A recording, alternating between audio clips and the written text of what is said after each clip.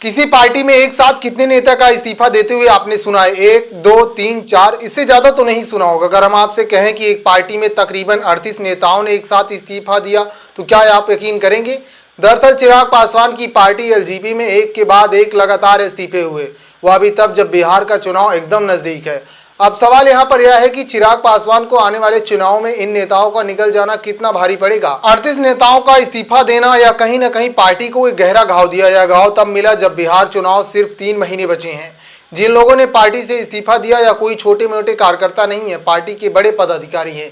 इनमें पूर्व जिला अध्यक्ष शिवराज यादव, प्रदेश महासचिव रतन पासवान, युवा जिला अध्यक्ष सुजीत पासवान। खैर, ये लिस्ट बहुत लंबी है।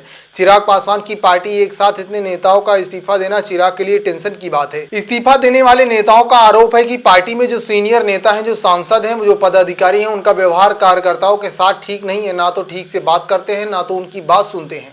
पार्टी में इस तरह से इस्तीफा होना, वह भी तब जब चुनाव के आप मुहाने पर खड़े हैं। चिराग पासवान के लिए यह समय प्रत्याशियों का मंथन का समय था, क्योंकि चिराग पासवान कहते नजर आए कि वह चुनाव अकेले 243 सीटों पर लड़ेंगे। तब पार्टी में इस तरीके से इस्तीफा हो जाना चिराग पासवान के लिए यह गंभीर मुद्दा है।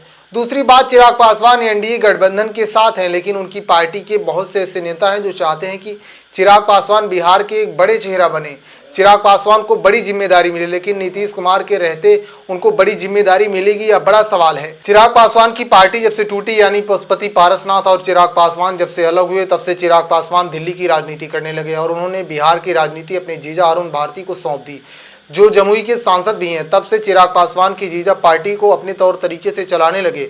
वह तमाम नेता जो चिराग पासवान के करीबी हुआ करते थे, जिनको चिराग पासवान से अपनी बात कहने में दिक्कत नहीं होती थी, लेकिन जब से चिराग पासवान को लोकसभा की सत्ता मिली, वह केंद्रीय मंत्री बने और इधर बिहार में अरुण भारती ने पार्टी को संभाला, तब से एक संवादहीनता का मुद्दा हमेशा बना रहा पार्टी के लिए। पिछले 1 साल से चिराग पासवान के पार्टी के नेताओं की यह शिकायत थी कि वह अपनी बात कह नहीं पा रहे हैं। अब आप इस बात को समझिए कि प्रदेश महासचिव के स्तर का नेता इस्तीफा देना, पूर्व जिला अध्यक्ष जैसे नेताओं का इस्तीफा देना, कहीं ना कहीं यह बताता है कि पार्टी में नाराजगी लंबे समय से चल रही थी। वैसे इन नेताओं के इस्तीफे से एनडीए का क्या नुकसान हो सकता है? चिराग पासवान को कितना नुकसान होगा? कमेंट